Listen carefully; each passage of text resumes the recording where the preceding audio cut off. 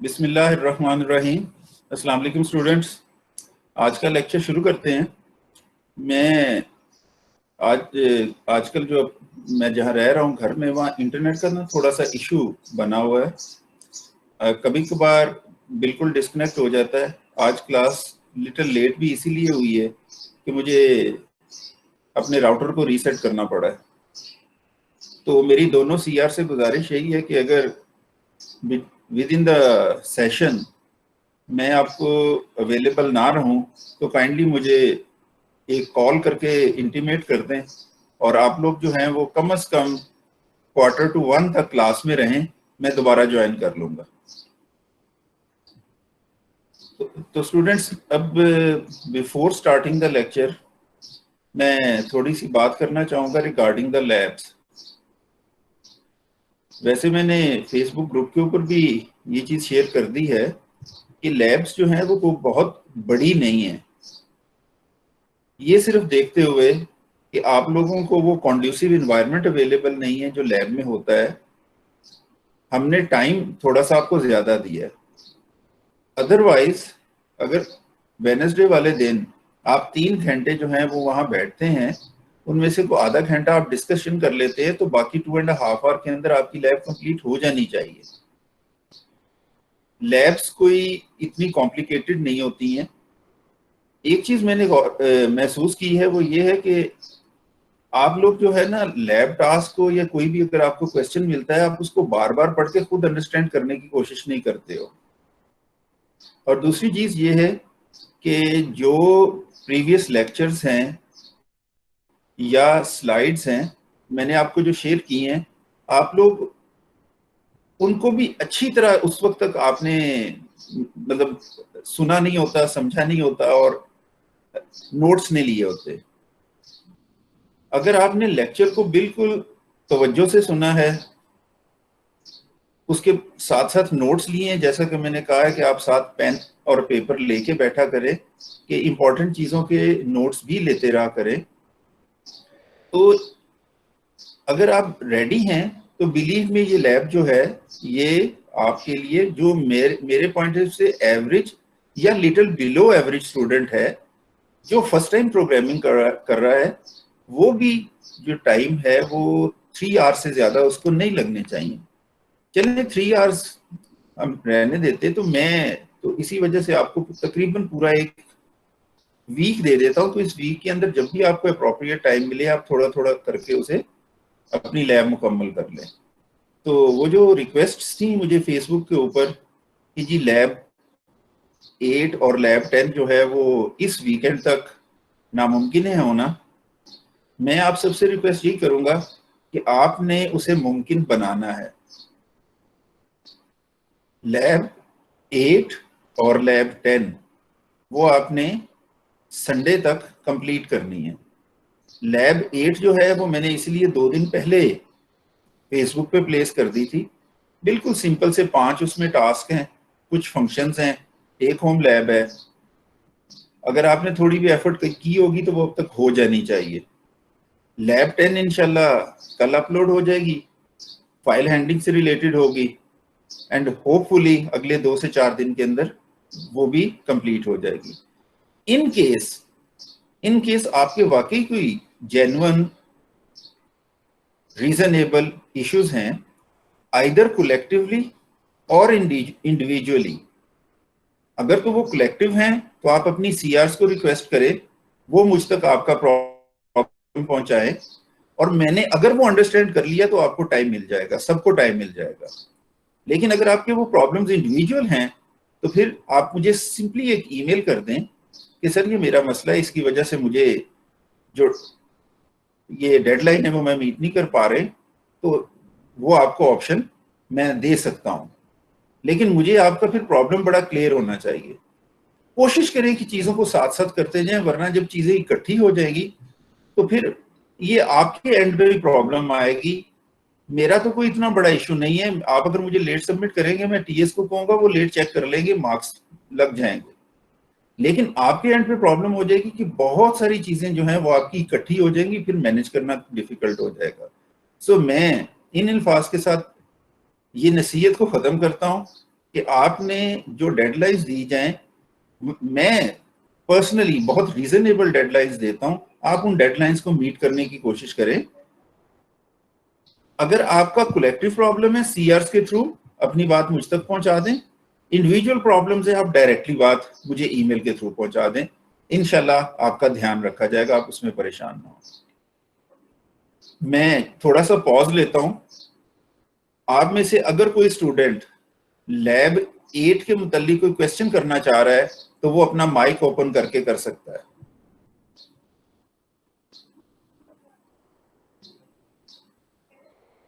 Sir task 5 समझा दें। Task 5 lab 8।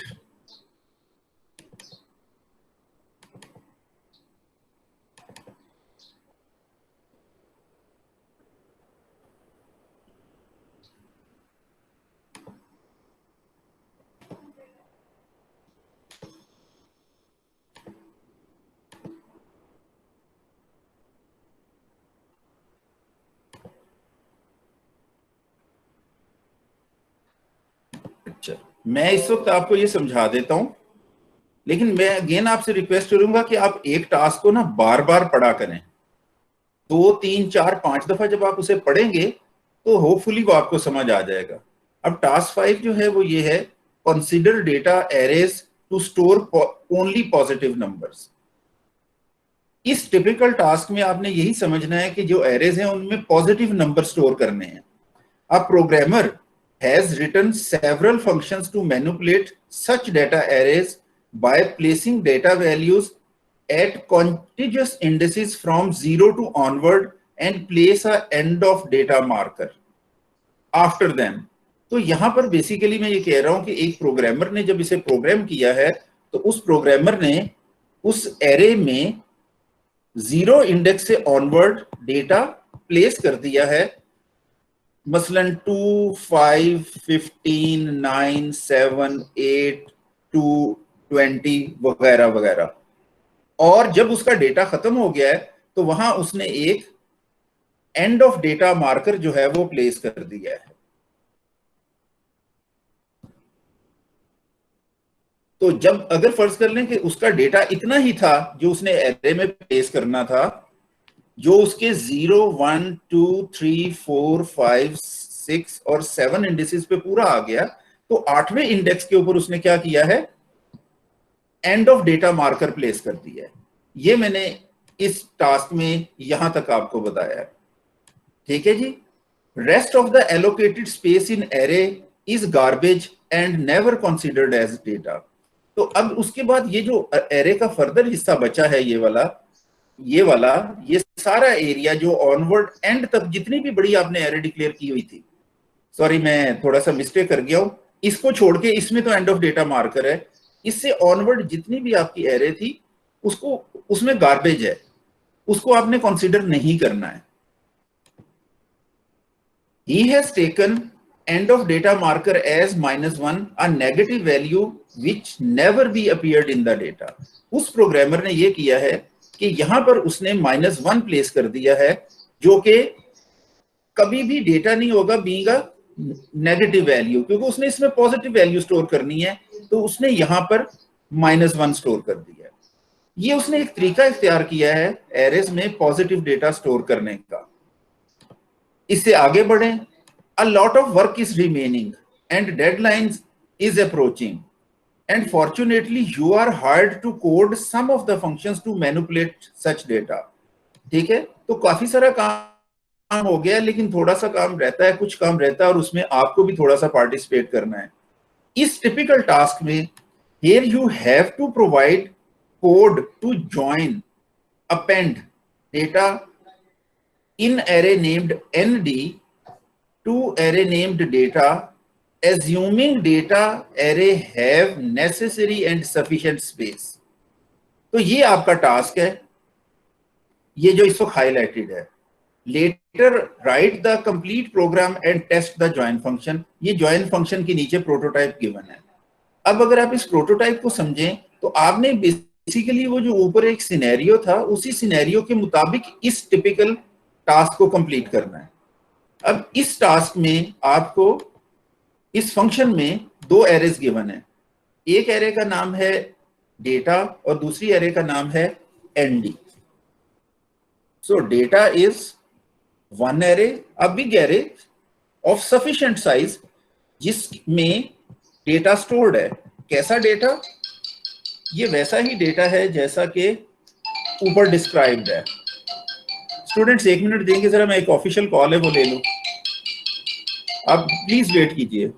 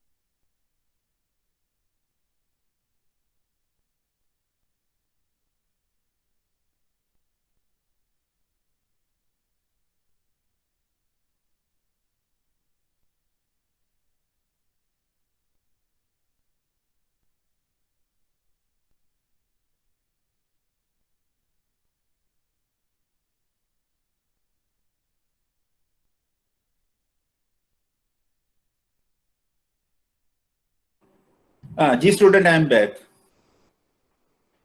ठीक है, तो मैं ये कह रहा था कि इस टिपिकल सिनेरियो में आपके पास जो फंक्शन आपने बनाना है उसमें दो एरेज हैं, एक का नाम डेटा है, दूसरी का नाम एनडी है, और दोनों एरेज जो हैं वो उसी पैटर्न पे बनी हुई हैं जिस पैटर्न को हमने ऊपर डिस्क्राइब किया है। ठीक है, जो डेटा एरे है उसमें भी डेटा मौजूद है, लेट्स अज्यूम कि वो डेटा है 2 5 7 और उसके बाद -1 है, तो ये रेस्ट ऑफ द एरे जो है ये एज अ गार्बेज ट्रीट होगी। इसी तरह जो आपकी एनडी एरे है उसमें भी कुछ डेटा हो सकता है, से 9 8 5 6 और -1, और इसके बाद ये जो रेस्ट ऑफ द एरे है वो गार्बेज ट्रीट होगी। ठीक है, आपने बेसिकली करना ये है कि इस एनडी एरे में जो डेटा है वो ये वाला है, इसको आपने इस एरे में इन इंडिसेस के ऊपर कॉपी करना है, इस पोजीशन पे आपने कॉपी करना है, और उसके बाद जब ये पोजीशन खत्म हो जाएगी तो आखिर के ऊपर आपने -1 स्टोर कर देना है।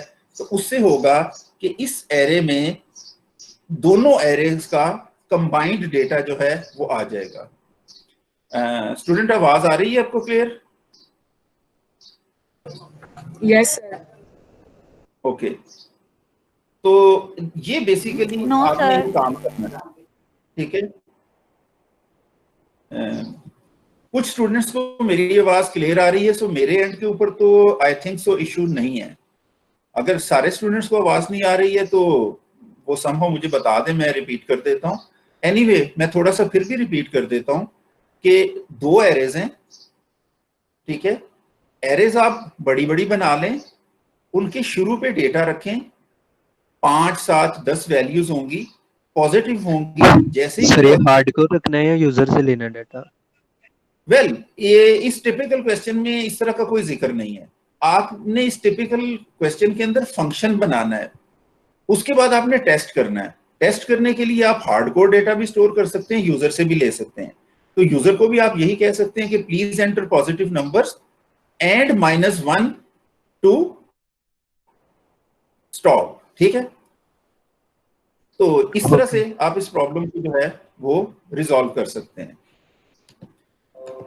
तो बेसिकली ये है कि आपने इस डेटा को जब आप कॉपी करोगे तो मैं अब ये आपको कहता हूं कि इस -1 की जगह 9 आ जाएगा, इसके बाद 8 आ जाएगा, इसके बाद 5 आ जाएगा, फिर 6 आ जाएगा, और उसके बाद ये -1 जो है ये यहाँ पे मौजूद होगा।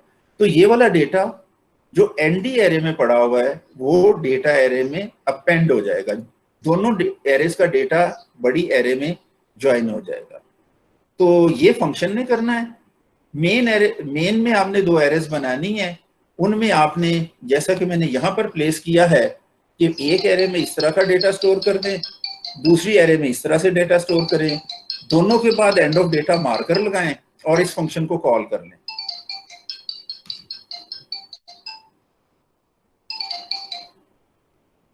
ठीक है जी स्टूडेंट्स, ये 5वां टास्क है इसका।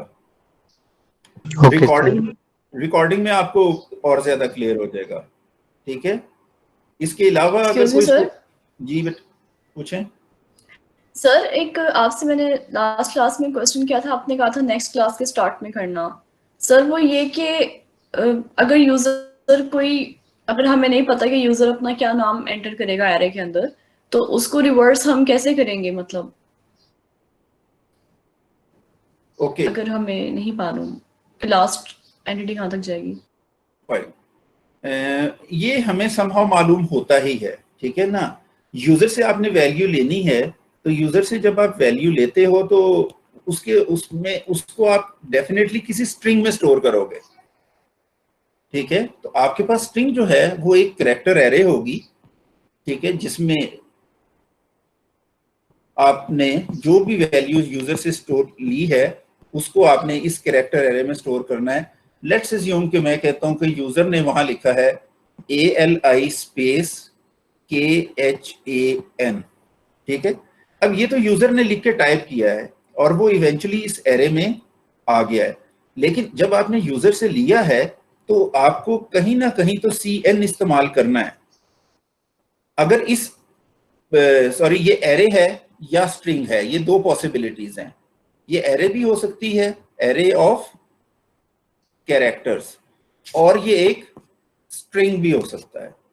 तो अगर ये कैरेक्टर एरे है तो आप उसके लिए, चूंकि इसमें ये स्पेस इन्वॉल्व हो रही है, ठीक है, आप गेट लाइन यूज करेंगे और गेट लाइन यूज करने के बाद वो गेट लाइन ये वाला होगा, CIN.getLine। ठीक है, इसको आप बताएंगे इस एरे का नाम। मैं इस एरे का नाम इस एरे का नाम जो है S कह देता हूं इंस्टेड ऑफ नेम, तो यहां आप S बताएंगे। फिर इस एरे का जितना भी साइज है वो आप रीजनेबल साइज ले लें, 50 है, 40 है, 100 है, व्हाटएवर, और सेमीकोलन लगा दें। तो यूजर इस गेट लाइन फंक्शन के वक्त जब डेटा एंटर करेगा तो ऑटोमेटिकली यहां जाके \0 ये गेट लाइन फंक्शन प्लेस कर देगा, और फिर आप इस एरे S को एग्जामिन कर सकते हो कि उसमें \0 किस लोकेशन पर है, उस लोकेशन से पीछे पीछे यूजर का नाम है। और अगर ये एरे नहीं है, एक स्ट्रिंग वेरिएबल है, अगेन जिसका नाम मैं रिकमेंड करूंगा कि S ही है, तो इन दैट केस आप यूज करोगे गेट लाइन फंक्शन, जिसमें आप CIN यहां बताओगे और S यहां बताओगे। इन दैट केस अगेन ये CIN जो है, ये गेट लाइन फंक्शन स्ट्रिंग में यहां पर डेटा प्लेस कर देगा, और इस S को एग्जामिन करते हुए आप ये फाइंड आउट कर सकते हो कि उसमें डेटा कितना है। इसके साथ S के साथ जब हम एक फंक्शन यूज करते हैं, वो प्रोबेबली लेंथ फंक्शन है, लेंथ उसकी बता देता है। वो आपको बता देगा कि इसमें ये इस वक्त 8 कैरेक्टर्स का स्ट्रिंग मौजूद है, और इस S को, बेशक ये एक स्ट्रिंग वेरिएबल है, it can be treated as a character array. ये वाला जो S है, although it is a string but it can be treated as a character array. You can do it like that. इसको आप एक दफा experience कर लो, पूरी क्लास इसको एक दफा एक्सपीरियंस कर लो, और नेक्स्ट क्लास में मैं जब आपको ये ऑप्शन दूं तो आप उस वक्त दोबारा ये पूछ सकते हो कि सर हमने ये ट्राई किया था, ये हमसे हुआ नहीं है। जी स्टूडेंट्स, ठीक है जी। कोई और क्वेश्चन हो रिगार्डिंग लैब्स और लैब?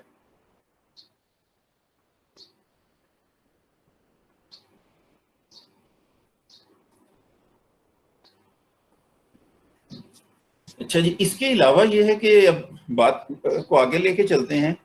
फाइल हैंडलिंग हम कर रहे थे। फाइल हैंडलिंग में हमने ये सब कुछ स्टडी कर लिया है। फाइल राइट कैसे होनी है, फाइल को ओपन करना है, उसके बाद एटसेट्रा जो भी उसमें मामला हैं आखिर पे क्लोज करना है, फाइल को रीड कैसे करना है, एक ही वक्त में मल्टीपल फाइल्स जो हैं उनको प्रोसेस किया जा सकता है। C++ स्ट्रिंग और C स्टाइल स्ट्रिंग के अंदर थोड़ा सा डिफरेंशिएशन है। समटाइम्स हमें C स्टाइल स्ट्रिंग की जरूरत होती है जबकि हमने स्ट्रिंग वेरिएबल यूज किया होता है, और हमें चाहिए कि जहां तक मुमकिन हो सके स्ट्रिंग वेरिएबल यूज करें। C style string which is nothing but an array of characters, उसको अवॉइड करें। तो उसके यूज के मुतालिक था। फिर यहाँ पर एक फाइल होती क्या है, ठीक है, आपके कंप्यूटर पे बहुत सारी फाइल्स हैं, बहुत सारी टाइप्स की फाइल्स हैं, उनको हमने यहाँ पर एक्सप्रेस किया कि फाइल होती क्या है, ठीक है ना। तो फाइल में बेसिकली हर तरह का डेटा होता है, इमेजेस भी होते हैं, वीडियोस भी होती हैं, पीडीएफ्स भी होते हैं, डॉक्यूमेंट्स भी हैं, एक्सेल शीट्स भी हैं, एग्जीक्यूटेबल फाइल्स भी हैं। यहाँ पर यूँ समझ ले कि infinitely many types of files हैं आपके कंप्यूटर के ऊपर, इनडेफिनिट नंबर ऑफ टाइप्स। तो हर जो फाइल एक नाम के साथ एक फोल्डर में सेव हुई है वो फाइल है। अब उस फाइल को जब हमें रीड करना है तो हमें उस फाइल के अंदर डेटा किस तरह सेव हुआ है, उस फाइल का स्ट्रक्चर क्या है वो हमें पता होना चाहिए। और जब हमें वो स्ट्रक्चर पता होगा तो फिर हम उस फाइल को अच्छे तरीके से प्रोसेस कर लेंगे। अगर हमें इसका पता नहीं है कि फाइल का स्ट्रक्चर क्या है तो फिर हम उसके ऊपर ना जनरल से वो कर सकते हैं जो फंक्शंस हैं, मसलन एंड ऑफ फाइल तक उसे रीड कर लें, तो जो लूप लगाएं हर आइटरेशन में फाइल रीड करते जाएं, और जब एंड ऑफ फाइल ट्रू हो जाए या गुड फाइल का जो फंक्शन है वो फॉल्स रिटर्न करना शुरू हो जाए तो फिर हम उस वक्त उसको क्लोज करते हैं। अदरवाइज हमेशा हेडर में रीजनेबल डेटा होता है जिसको पढ़ के हम फाइल को प्रोसेस करते हैं। तो अगर फाइल के अंदर डेटा से रिलेटेड इंफॉर्मेशन है तो इन एनी केस उस हेडर को पढ़ें और उसको यूज करते हुए रेस्ट ऑफ द फाइल में से डेटा रीड करें।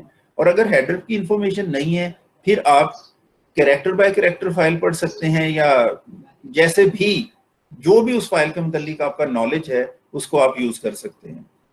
वेल नोन फॉर्मेट्स की बात हुई थी, ठीक है, ये वो हैं कि जो ऐसे फॉर्मेट्स हैं जो वेल नोन है। वेल नोन इसलिए हैं कि आपको पता है कि पीडीएफ, बहुत सारे सॉफ्टवेयर पीडीएफ को मैनिपुलेट कर लेते हैं।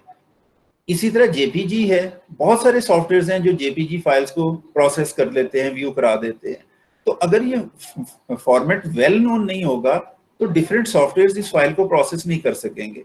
वेल नोन का मतलब ये है कि ये पब्लिश्ड है, दुनिया को पता है कि पीडीएफ के अंदर डेटा स्टोर कैसे होता है, और उस नॉलेज को यूज करते हुए पीडीएफ व्यूअर्स या पीडीएफ मैनिपुलेटर्स फाइल को प्रोसेस करने में हेल्प करते हैं। इस स्टेज के ऊपर मैंने आपको एक वेल नोन फॉर्मेट जो है उसकी एग्जांपल दी थी, और वो थी पीपीएम या नेटबीएम फाइल्स, ठीक है। ये पीपीएम फाइल्स जो हैं ये तो कलर फाइल्स होती हैं। ओवरऑल इस वेबसाइट के ऊपर जाकर आप इंफॉर्मेशन देख सकते हैं कि नेट बीपीएम फॉर्मेट क्या चीज है। इस फॉर्मेट में 3 ऐसे फॉर्मेट हैं जिनमें जो फाइल है वो ह्यूमन रीडेबल होती है अगर आप उसे नोटपैड में ओपन करें, लेकिन उसे किसी दूसरे सॉफ्टवेयर के साथ जो इस फॉर्मेट को समझता है, क्योंकि ये वेल नोन फॉर्मेट है, तो वो उसे एज अ इमेज भी शो कर सकता है। जैसा कि आपने यहाँ पर देखा है कि ये एक टेक्स्ट फाइल है जिसे जब हम नोटपैड में ओपन करते हैं हमें क्लियरली डेटा नजर आता है, ह्यूमन रीडेबल है, सब कुछ है। लेकिन जब उसे इरफान व्यू में ओपन करते हैं और उसको एनलार्ज करके देखते हैं तो वो यूं नजर आता है। तो ये एक ग्रे स्केल फाइल है। दूसरी तरफ ये एक कलर फाइल है जिसके अंदर लार्ज करके देखे तो ये नजर आता है। तो ये एक वेल नोन फाइल का फॉर्मेट था। ये हमने थर्सडे को डिस्कस किया था लैब, मैंने आपके उससे एक दिन पहले वेडनेसडे को हैंड ओवर कर दी थी। तो लैब में मैंने कोई ऐसा क्वेश्चन नहीं रखा था जिसमें कि आप ये कंफ्यूज होते, ठीक है। तो उसके बाद बहरहाल हम आगे बढ़ चुके हैं। हमने जो है वो फाइल हैंडलिंग में जो general sequential read and right in the file है वो हमने कवर कर लिया है। मैं लैब ओपन कर रहा हूं। अगर लैब से रिलेटेड आपका कोई क्वेश्चन है, जो लैब आपने 9 कर ली है और आपको स्टिल उसके अंदर कोई कंफ्यूजन है, तो मैं थोड़ी देर के लिए पॉज लेता हूं, आप मेरे साथ डिस्कस कर सकते हो। सर जो पोइम में वर्ड्स का काउंट देना था वो समझ नहीं है कि वर्ड्स का काउंट कैसे देंगे। फाइन, ग्रेट, वर्ड्स काउंट के ऊपर बात कर लेते हैं। मजीद कोई और क्वेश्चन हो?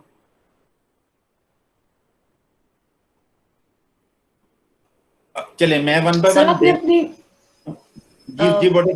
सर आपने अपनी रिकॉर्डिंग में वाइट स्पेस रिजर्व वर्ड का जिक्र किया था, उसका फंक्शन ठीक से समझ नहीं आया, मतलब एक दफा उसको भी बता दीजिएगा। बिल्कुल, वो एक रिजर्व वर्ड नहीं है, वो बेसिकली एक ऑप्शन है कि अगर आप रीड कर रहे हैं डेटा फ्रॉम द फाइल और आप सी इन के सामने WS लिख देते हैं। WS वाइट स्पेसिस को स्किप करने का मैनिपुलेटर है।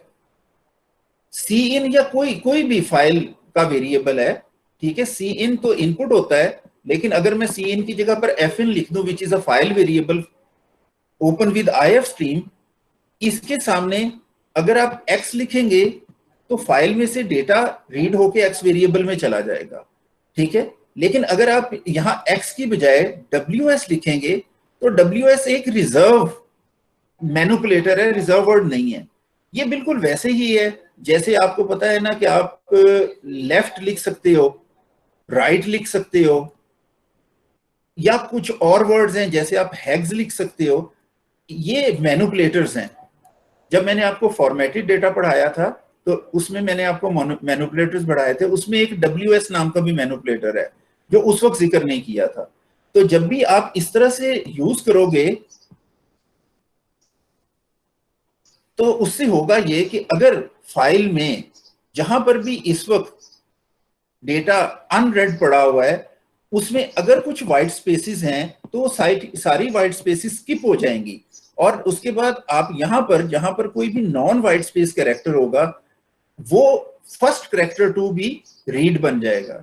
यानी कि जो नेक्स्ट एक्सट्रैक्शन शुरू होगी वो यहां से शुरू होगी। तो ये वाइट स्पेसिस को स्किप करने के लिए WS हम यूज करते हैं टू स्किप वाइट स्पेसिस। वो किसी भी इनपुट स्ट्रीम से स्किप की जा सकती हैं। सर इसमें ब्लैंक लाइंस भी इंक्लूड होंगी ना, जो पूरी ब्लैंक लाइंस हैं, जिसको हम वाइट स्पेस कहते हैं ना। वाइट स्पेस में जनरली 3-4 कैरेक्टर्स यूज होते हैं जिनको हम वाइट स्पेसिस कहते हैं। वाइट स्पेस है जो जब आप एक फाइल को खोलें तो आपको डेटा में सेपरेशन नजर आए। वो सेपरेशन आपको मिल सकती है यूजिंग द स्पेस कैरेक्टर। आपने डेटा लिखा, बीच में स्पेस दी, नया डेटा आ गया। वो आपको सेपरेशन मिल सकती है \n के थ्रू। आपने डेटा लिखा, \n डाला तो सेपरेशन यूं आ गई। वो आपको सेपरेशन मिल सकती है टैब के थ्रू, कि आपने डेटा लिखा, टैब प्रेस की तो नया डेटा दूर चला गया, ये बीच में ये टैब कैरेक्टर आ गया, यहां पर बीच में ये \n कैरेक्टर आ गया, यहां पर बीच में ये स्पेस कैरेक्टर आ गया। तो जनरली ये 3 कैरेक्टर्स हैं जो कलेक्टिवली वाइट स्पेस कहलाते हैं। लेकिन इसके अलावा ये भी होता है जो वर्टिकल टैब है \v, ये भी समहाउ डेटा को सेपरेट करने में यूज होता है।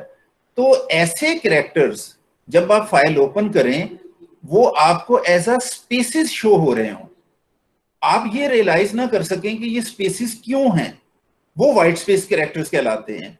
मसलन मैं अभी आपको एग्जांपल इस पे यूं देता हूं कि मैं नोटपैड की एक फाइल खोलता हूं, ठीक है। इस पे मैं टाइपिंग शुरू करता हूं और मैं, ठीक है, एंटर की मैंने बिल्कुल प्रेस नहीं की है।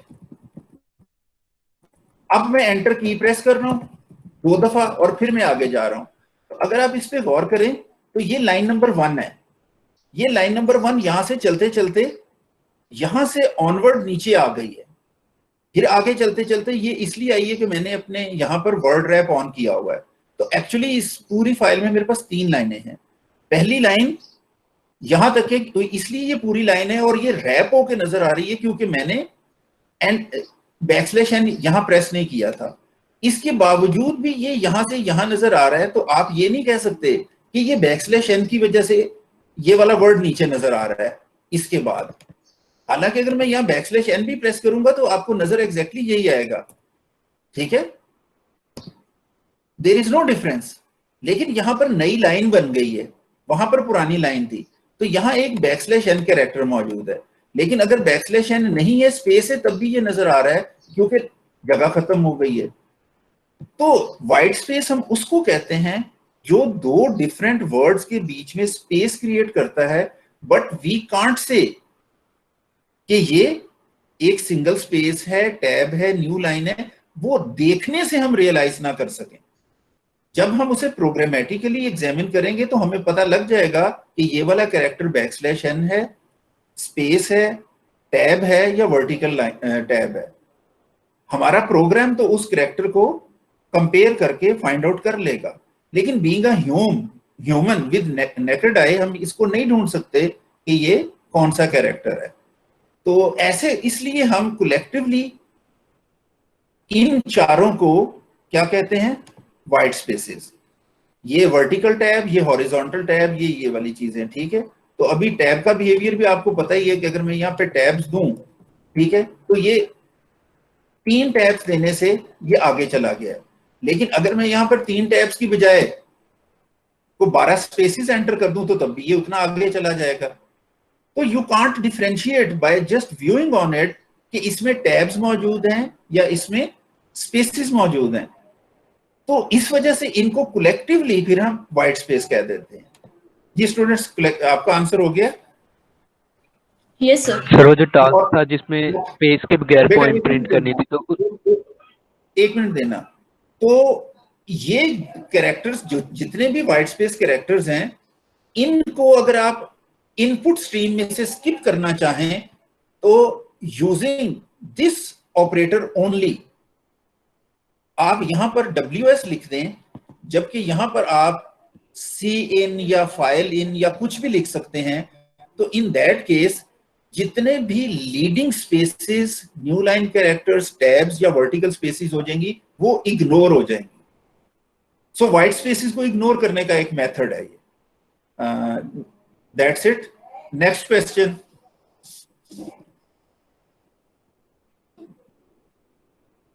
ये स्टूडेंट आप क्वेश्चन कर रहे थे मुझे। सर ये WS वहां पे भी यूज हो सकता है ना, जो टास्क था जिसमें स्पेसिस को इग्नोर करके पॉइंट प्रिंट करवानी थी? डेफिनेटली आपने जहां पे भी स्पेसिस इनपुट स्ट्रीम में से इग्नोर करनी है, वहां पर आप ये मैनिपुलेटर इस्तेमाल कर सकते हैं। ये IO मैनिप को इंक्लूड करने के बाद यूज होगा। ओके सर, वर्ड्स वाला बता दे, पोएम के वर्ड। Okay fine. इसमें वो क्वेश्चन कौन सा है? देखिए, ये आपके पास एक फाइल है।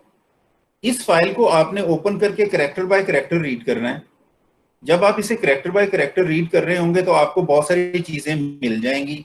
जितने \n आएंगे वो आपको लाइन काउंट बता देंगे, कैरेक्टर काउंट आपको वैसे ही पता लग जाएगा। आप इफ लगा के AIOU के ऊपर वॉवल काउंट देख सकते हैं, अल्फाबेट्स के काउंट आप देख सकते हैं, स्पेशल कैरेक्टर्स का काउंट रेंजेस के मुताबिक आप देख सकते हैं। अब जहां तक क्वेश्चन है वो है वर्ड काउंट कैसे पता लगेगा। तो बेटा वर्ड काउंट आपने इसी तरह देखना है कि आपने फाइल को जब आप प्रोसेस कर रहे हो कैरेक्टर बाय कैरेक्टर, तो जब कोई एक वर्ड आपके सामने आ रहा है तो आपको अंदाजा होना चाहिए कि वो दूसरे वर्ड से किन किन सेपरेटर्स से सेपरेट हो सकता है। तो सेपरेटर्स में एक तो वाइट स्पेसेस हैं जो वर्ड्स को सेपरेट करेंगी। मसलन अगर यहाँ पे लिखा हुआ है ना प्रोग्राम और प्रोग्राम के बाद कैलकुलेट लिखा हुआ है, तो इनके बीच में ये जो स्पेस है ये सेपरेटर है जो दो वर्ड्स प्रोग्राम और कैलकुलेट को सेपरेट कर रहा है। बट समटाइम्स ऐसा भी होगा कि वर्ड्स को सेपरेट करने के लिए पंक्चुएशंस यूज होंगी। मसलन कॉमा है या सेमीकोलन है, अगर कोलन है, ठीक है। इसी तरह टैब्स या न्यू लाइंस जो है वो वर्ड्स को सेपरेट कर देंगी। तो आपने बेसिकली ये देखना है कि अगर आपके पास अल्फाबेट्स आ रहे हैं तो वो अल्फाबेट्स जो हैं पीछे भी अल्फाबेट था, नेक्स्ट कैरेक्टर भी अल्फाबेट है, और उसके बाद अल्फाबेट्स की एक सीरीज आ रही है, बीच में अभी तक ना तो कोई स्पेस आई है, ना ही कोई पंक्चुएशन आई है, तो आप समझ लें कि वर्ड कंटिन्यू हो रहा है। So as soon as you hits a space, white space और सम टिपिकल पंक्चुएशन, तो आप समझ लें कि वर्ड खत्म हो गया है। अब वाइट स्पेसिस को स्किप करके, पंक्चुएशंस को स्किप करके, जैसे ही नया कैरेक्टर शुरू होगा, आपका अगला जो वर्ड है वो शुरू हो जाएगा, और वो तब तक चलता रहेगा जब तक वाइट स्पेसिस या पंक्चुएशंस नहीं आ जाती। तो इस तरह का कोई लॉजिक आपको इसमें बिल्ड करना होगा जिससे कि ये आपका प्रॉब्लम सॉल्व हो जाएगा। इनिशियली आप एक काम कर सकते हैं, वो ये है कि सिर्फ स्पेस को और न्यू लाइन को as a word separator use कर लें, कि जैसे ही कोई एक स्पेस आए या न्यू लाइन आए तो आप समझ लें कि एक वर्ड खत्म हो गया, नया वर्ड शुरू हो गया। नया वर्ड शुरू तब करें जब कोई भी नॉन वाइट स्पेस कैरेक्टर सामने आ जाए, तो उससे आप काफी हद तक जो है वो क्लोजर हो जाएंगे वर्ड काउंट के। उसके बाद इसी कंडीशन में आपने फर्दर और ऐड करना है कि वो फुल स्टॉप ना हो, कॉमा ना हो, कोलन, सेमीकोलन वगैरह ना हो, तो you can find it out. तो इसको थोड़ा सा आप एक्सरसाइज कर लें, होपफुली ये वर्क कर जाएगा। सर हमारे पास वर्ड की काउंट ज्यादा आ रही थी क्योंकि उसमें ब्लैक लाइंस भी हैं। हाँ, मैं इसलिए कह रहा हूँ ना कि आपने जब एक वो उसको बेसिकली, अभी मैंने थोड़ी देर पहले आपको ये कहा कि स्टार्ट करने के लिए ना आप अपना प्रॉब्लम हमेशा सिंपल कर लें। आपने अपना प्रॉब्लम सिंपल किया, लेकिन आपने देखा कि उसमें वर्ड्स जो थे वो 15 थे, लेकिन आपको 17 मिल रहे थे क्योंकि number of new line characters ज्यादा हैं। इसका मतलब है कि जितने भी इकट्ठे न्यू लाइंस हैं वो सिर्फ वर्ड्स को सेपरेट नहीं कर रहे हैं, उनको आपको सारों को स्किप करना है। आपने न्यू लाइंस की वजह से काउंट चेंज नहीं करना। आपने काउंट किसी, जब कॉन्टिन्यूअस स्पेसिस आ जाएं या कॉन्टिन्यूअस न्यू लाइंस आ जाएं, तो आपने नया वर्ड स्टार्ट नहीं करना है। नया वर्ड आपने तब स्टार्ट करना है जब एक अदर टाइप का कैरेक्टर सामने आएगा। तो थोड़े से ना आपको इफ एल्स को चेंज करना पड़ना है, ठीक है, थोड़ा सा लूप को आपको चेंज करना पड़ना है। अभी इसकी एक एग्जांपल मैं आपको कोड, अपना कोड दिखाता हूं, और बल्कि आपने वो कोड ऑलरेडी देखा हुआ है।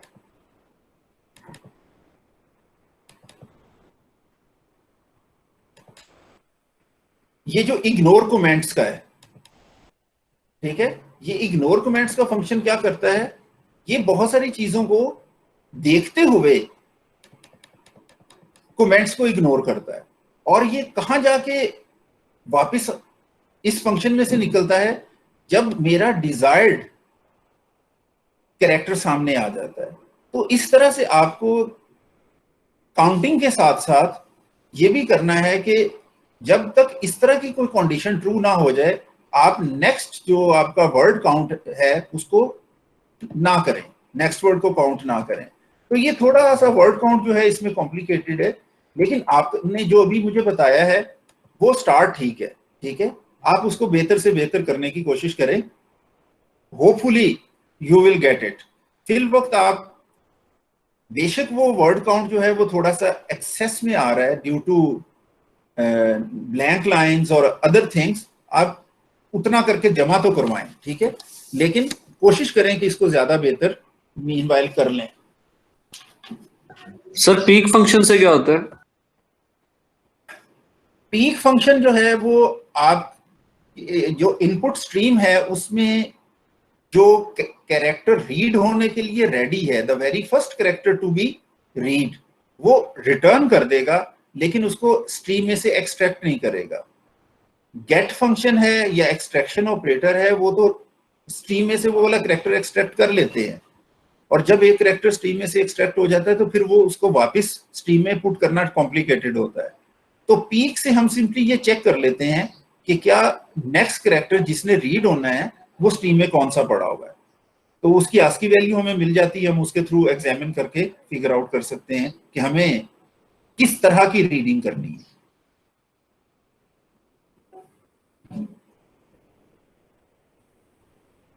ये स्टूडेंट कोई और क्वेश्चन हो? सर आपने बताया कि वाइट स्पेसेस को इग्नोर करने के लिए WS यूज करते हैं, तो सीन तो वैसे वाइट स्पेसेस को इग्नोर नहीं कर देता। फाइन, अगर हम अपनी मर्जी से उसे स्किप करना चाहें तो हम WS यूज करेंगे, लेकिन अगर हम अगला नंबर या अगला कैरेक्टर या अगला कोई भी डेटा रीड करना चाह रहे हैं तो लीडिंग वाइट स्पेसेस इग्नोर हो जाएंगी, इसमें कोई डाउट नहीं है। बट समटाइम्स ये ऐसा होता है कि हम उसको डिलिबरेटली स्किप करना चाहते हैं, हम नेक्स्ट डेटा रीड नहीं करना चाह रहे हैं, हमारा ऑब्जेक्टिव ये है कि हमने जस्ट वाइट स्पेसेस को स्किप करना है और अगले कैरेक्टर को हमने समहाउ एग्जामिन करना है, ठीक है। इन दैट केस फिर हम इस मैनिपुलेटर को यूज करेंगे।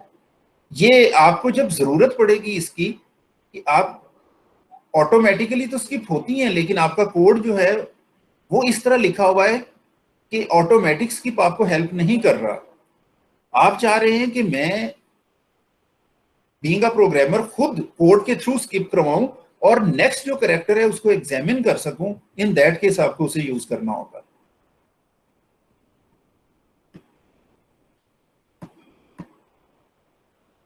ठीक है जी स्टूडेंट, आगे चलें या कोई क्वेश्चन है आपका स्टिल? सर हम रन टाइम पे अरे नहीं बना सकते, तो अगर हम इसके लिए यूं करते हैं कि हम इसे इसकी अरे ले लेते हैं। फॉर एग्जांपल मैंने 10 नंबर पे काम करना है तो मैं 56 की अरे ले लेता हूँ। तो हमारा ये होता है कि कोड हमने जेनेरिक बनाना है, तो अगर यूजर ने 60 एंटर कर दिया तो फिर क्या होगा, वो जेनेरिक तो नहीं ना रहेगा। ओके, बिल्कुल ठीक है बेटा। इसमें यह है कि जब भी आप एक सॉफ्टवेयर बनाते हैं ना तो आप एनालिसिस करते हैं और एनालिसिस में आप इस चीज़ का ध्यान रखते हैं कि यूज़र की रिक्वायरमेंट मैक्सिमम कहाँ तक हो सकती है, उसके अकॉर्डिंगली आप वर्क करते हैं। और जो आपने यूज़र की रिक्वायरमेंट मैक्सिमम सोच ली होती है, अगर यूज़र उस लिमिट को भी क्रॉस करता है तो आप उसको एक पोलाइट सा मैसेज दे देते हैं कि this program is not capable of handling your request. ठीक है, ऐसा मेरे एक्सपीरियंस में हुआ है कि मैंने सॉफ्टवेयर को मल्टीपल टाइम्स मैंने यूज किया है, लेकिन एक बड़ी फाइल प्रोसेस करने लगा तो सॉफ्टवेयर ने मुझे कह दिया कि sorry I am not capable. बहरहाल इसके अलावा भी मेथड्स हैं जो हम फ्यूचर में स्टडी करेंगे कि हम एरे बनाएंगे ही जितनी यूजर रिक्वायर कर रहा है, वो बड़ी छोटी हो सकती है। लेकिन अभी तक हमने जो काम करना है वो बेसिकली इस तरह करना है कि हम एक सफिशिएंट साइज की एरे ले लेंगे। ठीक है, तो वो हमें जो एनालिसिस हम करेंगे, सोचेंगे, उस सोच के मुताबिक हम समझेंगे कि ये नहीं हो सकता। मसलन नेम को स्टोर करने के लिए अगर मुझे कैरेक्टर एरे चाहिए तो मैं सोचता हूं यार बड़े से बड़ा नाम क्या होगा। ठीक है, उसमें मैं मोहम्मद खान लोधी देखता हूं, शहरयार जतोई देखता हूं, सरदार शहरयार जतोई खान देखता हूं, तो मुझे लगता है कि यार 60 कैरेक्टर्स सफिशिएंट हैं। लेकिन सडनली मुझे ये पता लगता है एक दिन के यार एक नाम ऐसा आ गया जिसमें 65 कैरेक्टर्स हैं, तो अब मेरे पास दो ही चॉइसेस हैं कि मैं उसमें से 60 सेव कर लूं और बाकी 5 ड्रॉप कर दूं, या प्रोग्राम उसको रिफ्यूज कर दे कि ये नाम बड़ा है, please enter a name in 60 characters. तो ये बाकी आने वाले टाइम पे जब हम फर्दर सीख लेंगे तो आपके क्वेश्चन को बेहतर जो है वो सपोर्ट मिल जाएगी। So wait till that time.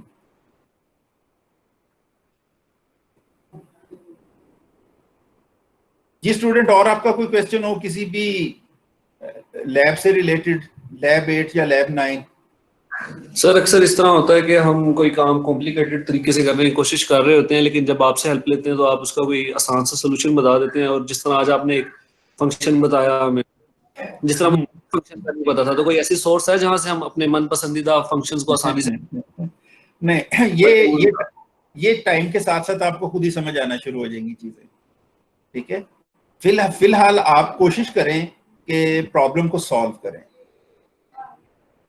जब आप टाइम गुजरता जाएगा, इसी तरह की डिस्कशंस बढ़ती जाएंगी, तो ये चीजें आपके नॉलेज में आती जाएंगी। अभी आपका नॉलेज बहुत लिमिटेड है। आज से 3 साल के बाद आपका नॉलेज बहुत बेहतर हो जाएगा। आप ये तो फील कर चुके होंगे, इसमें मैं कोई ऐसी बात नहीं कर रहा हूं कि जो किसी के लिए ऑफेंसिव हो, लेकिन मेरा नॉलेज मेरे टीएस से ज्यादा है, ये फीलिंग तो आप सारों को है ना? मानते हैं ये बात? Yes sir.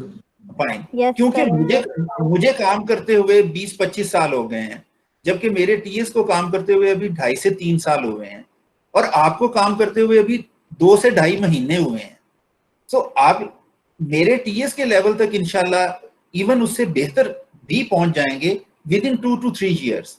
जब आप इंडस्ट्री में जाएंगे, आपके साथ कोलीग काम कर रहे होंगे, आप उनका काम देखेंगे, आपका ये जो कर्व है, लर्निंग कर्व है, वो सडनली बूस्ट करेगा।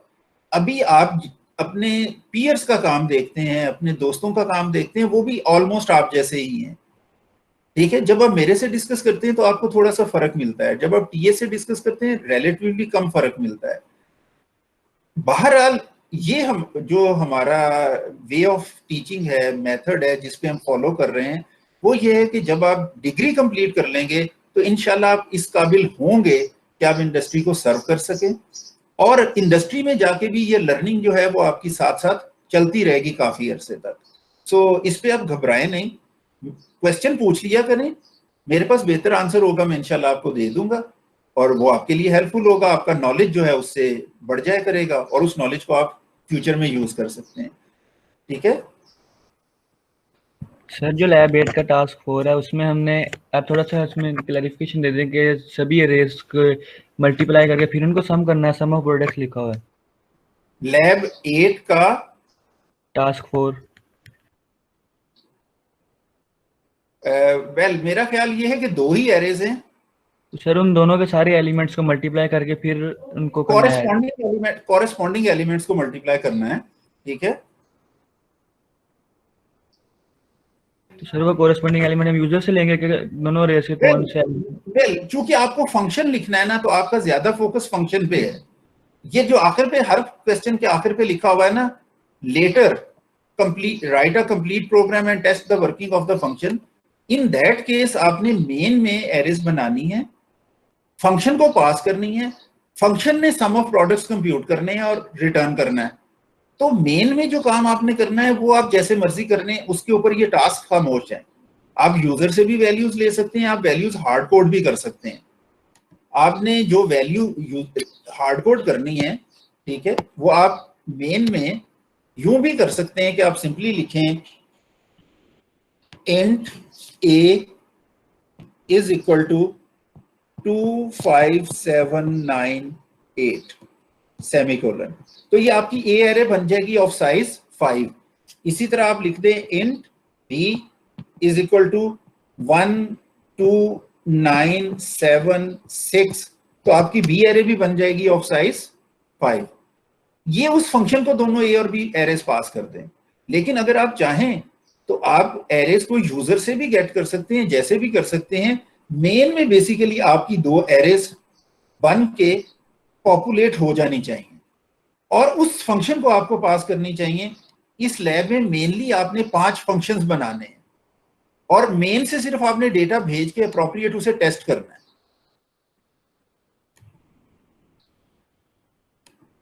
ठीक है स्टूडेंट्स, कोई और क्वेश्चन नहीं है तो फिर मैं आगे बढ़ता हूं।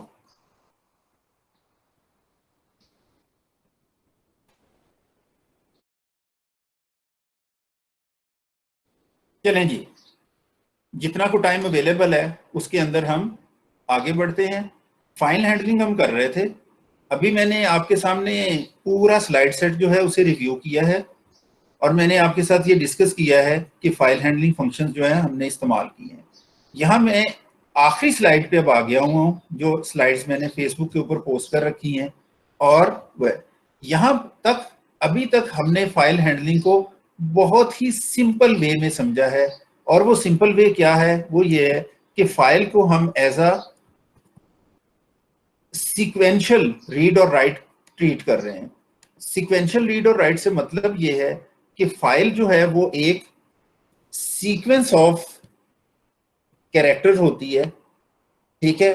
अगर हम फाइल में डेटा राइट कर रहे हैं तो 1 बाय 1 कैरेक्टर्स फाइल में आते जाएंगे, ठीक है, और इवेंचुअली जब हम फाइल क्लोज कर देंगे तो इतने कैरेक्टर्स फाइल में सेव हो जाएंगे, दैट्स इट। इसी तरह अगर हम रीड कर रहे हैं तो इस फाइल में अगर इतने कैरेक्टर्स हैं तो हम 1 बाय 1 वो डेटा जो है वो फाइल में से रीड कर लेंगे, ये वाइट स्पेसेस स्किप हो जाएंगी, ठीक है, एंड सो ऑन।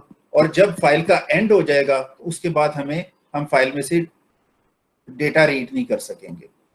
हम जितनी भी एग्जांपल्स हमने की हैं, क्लास में की हैं, मैंने आपको दिखाई हैं, आपने लैब में की हैं, हमने फाइल को एक सीक्वेंस में राइट किया है और एक सीक्वेंस में ही हमने फाइल को रीड किया है। हमने ये भी स्टडी किया है कि जब हम एक फाइल को OF स्ट्रीम से ओपन करते हैं, ठीक है, तो उस फाइल का जो डेटा है वो इरेज हो जाता है और ओवरराइट हो जाता है विद न्यू डेटा।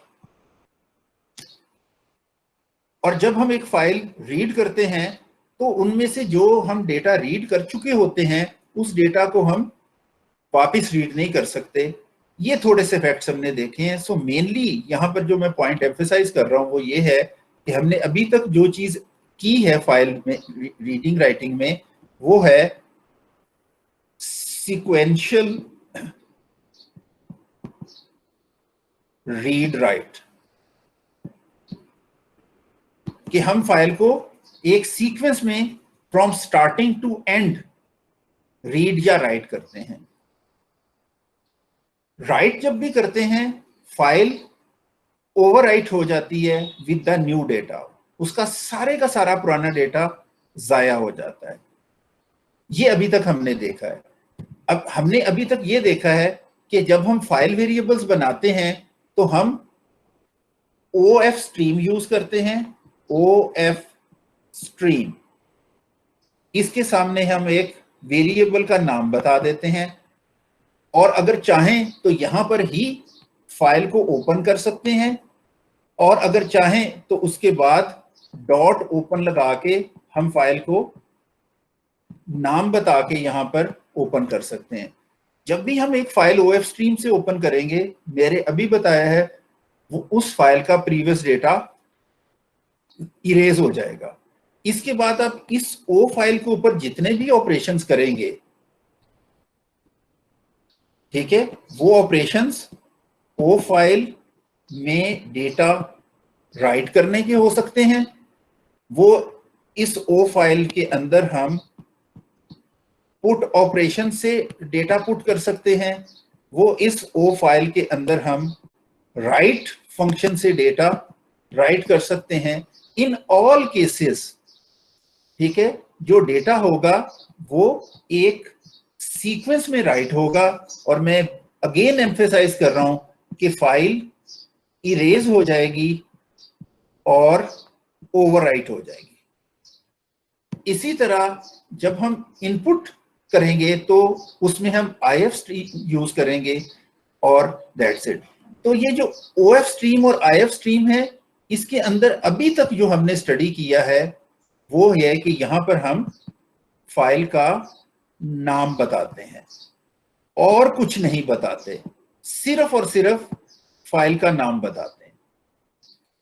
जब हम इस तरह से फाइल को ओपन करते हैं तो वो सीक्वेंशियल रीड राइट मोड में ओपन होती है और उसके वही कॉन्सिक्वेंसेस हैं जो मैंने अभी आपसे डिस्कस किए हैं। आज ये जो लास्ट स्लाइड है, इस स्लाइड के ऊपर हम कुछ ज्यादा चीजें स्टडी कर रहे हैं और वो ये है कि हम फाइल को other than these two default modes, ये जो अभी मैंने आपको बताया ना IF स्ट्रीम और OF स्ट्रीम के साथ जब हम फाइल ओपन करते हैं तो फाइल इनपुट या आउटपुट मोड में ओपन होती है, वो डिफॉल्ट मोड है। उन मोड्स के अलावा भी हम फाइल को ओपन कर सकते हैं, ठीक है। उस ओपनिंग के साथ हमें कुछ एक्स्ट्रा एडवांटेज मिलता है टू हैंडल द फाइल्स। दूसरी चीज जो है वो ये है कि जब हम एक फाइल को ओपन करते हैं तो फाइल हमेशा ASCII या टेक्स्ट मोड में ओपन होती है। ऑल्दो कि उसमें रीड और राइट फंक्शंस काम करते हैं, लेकिन फाइल हमेशा ASCII मोड में या टेक्स्ट मोड में ओपन होती है, वो बाइनरी मोड में ओपन नहीं होती है। वो अगर हम फर्दर कोशिश करें कि हमने फाइल को डिफरेंट मोड्स में ओपन करना है, तो we can specify these things. अब यहां पर हम और ऑप्शंस आपके सामने मैं ले आऊं, वो ये हम डिस्कस कर लें कि जो हम फाइल को अब ओपन करेंगे, हम उसको OF स्ट्रीम या IF स्ट्रीम के साथ ओपन नहीं करेंगे, बल्कि हम उसको F स्ट्रीम के साथ ओपन करेंगे। ठीक है, F stream, the file stream. ये अब हम नहीं करेंगे। अब हम लास्ट स्लाइड के ऊपर जब फाइल ओपन करेंगे तो we use F stream. F stream mean file stream, OF stream mean output file stream. In that case file हमेशा राइटिंग मोड में ओपन होगी। IF stream mean input file stream, file हमेशा reading mode में open होगी।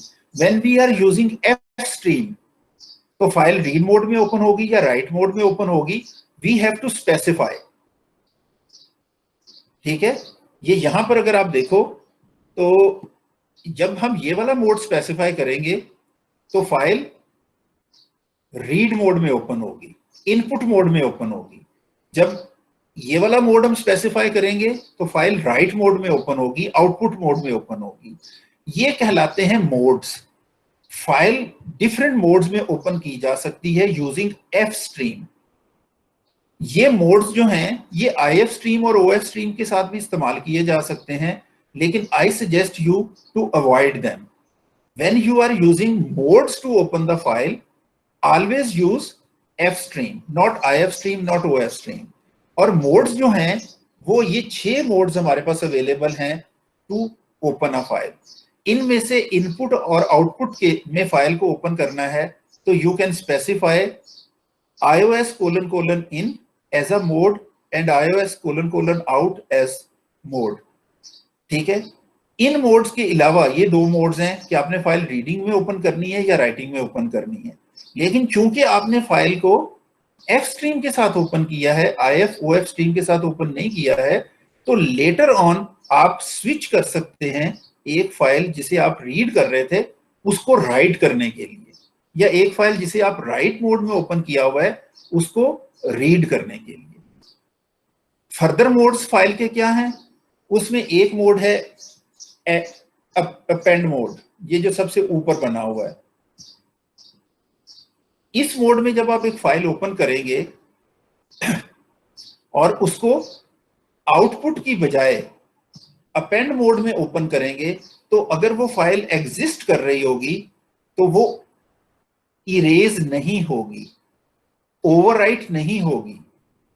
बजाय इसके वो file ऐसे मोड में ओपन होगी कि उसमें जो एग्जिस्टिंग डेटा है वो प्रिजर्व हो जाएगा, सेव रहेगा, और नया डेटा जो आप उसके अंदर लिखेंगे वो जहां पर पहली डेटा एंड हो रहा था उससे ऑनवर्ड राइटिंग स्टार्ट हो जाएगी। तो ये एक तीसरा मोड है जो हम इनपुट और आउटपुट के साथ यूज के अलावा इस्तेमाल करते हैं, ये अपेंड मोड है। इसको कभी भी इन और आउट मोड के साथ इकट्ठा इस्तेमाल नहीं किया जा सकता, ये एक स्पेशल मोड है। इस मोड में फाइल अपेंड की जाती है, नया डेटा फाइल के नीचे ऐड किया जाता है। तो ऐसा बारहा हमें जरूरत पड़ती है कि हम देखिए फाइल्स में डेटा होता है, डेटा यूजर्स को ही टाइप करना है कभी ना कभी, फाइल्स में अपने आप तो डेटा जाता नहीं है। तो आप ने एक प्रोग्राम बनाया हुआ है जो यूजर से डेटा रिक्वायर करता है, मसलन उसे कहता है enter your name, user name enter कर देता है, enter your address, user address enter कर देता है, enter your phone number, user phone number enter कर देता है, और वो इन तीनों को फाइल के आखिर पे लिख देता है। फिर दोबारा लूप में आके कहता है do you want to add more records, user कहता है यस, तो दोबारा वही 3 क्वेश्चन करता है। वो तीनों जवाब जो यूजर ने टाइप किए उनको फाइल पे एंड पे लिख के दोबारा वापस आता है। अब जब यूजर जो टाइपिंग कर रहा है वो थक जाएगा तो वो नो आंसर कर देगा जब उससे ये पूछा जाएगा do you want to enter more data.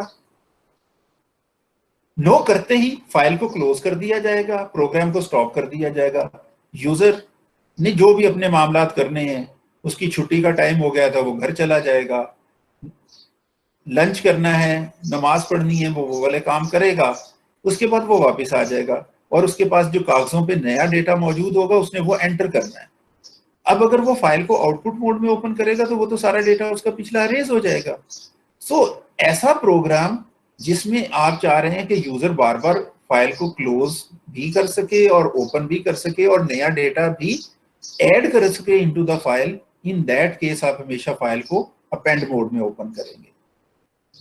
ठीक है, इसके बाद एक और वो जो है अपना मोड है जिसको आप यूज कर सकते हैं विद सम अदर मोड्स, और वो है ट्रंक। आखिर पे लिखा हुआ है ट्रंक मोड जो है, जब भी आप iOS आउट यूज करते हैं तो ये फाइल ऑटोमेटिकली ट्रंकेट हो जाती है। ट्रंकेट होने का मतलब है कि उसमें जो डेटा है वो इरेज हो जाएगा, क्लियर हो जाएगा। तो अगर आप फाइल को इनपुट मोड में ओपन करके भी ट्रंकेट करना चाहें तो कर सकते हैं, लेकिन फिर ये ध्यान में रखें कि फाइल को आपने इनपुट मोड में ओपन किया और उसे ट्रंकेट कर दिया तो आप रीड क्या करेंगे। इसी तरह अगर आपने फाइल को किसी और मोड में ओपन किया और उसके साथ आपने ट्रंकेट यूज कर दिया तो फिर डेटा जो है उसका कोई मकसद नहीं रहता है।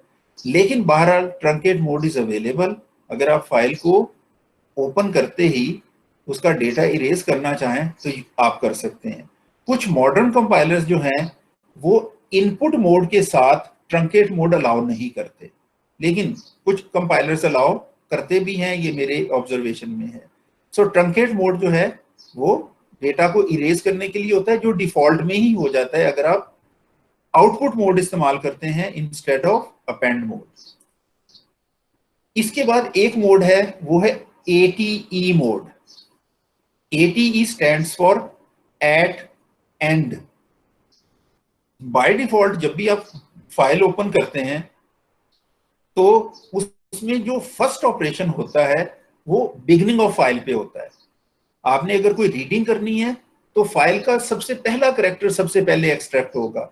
फाइल में अगर आपने कोई राइटिंग करनी है और वो अपेंड मोड में ओपन नहीं हुई तो सबसे पहला कैरेक्टर फाइल में राइट होगा। फाइल हमेशा बिगिनिंग से मैनिपुलेट होती है जब भी आप फाइल ओपन करते हैं।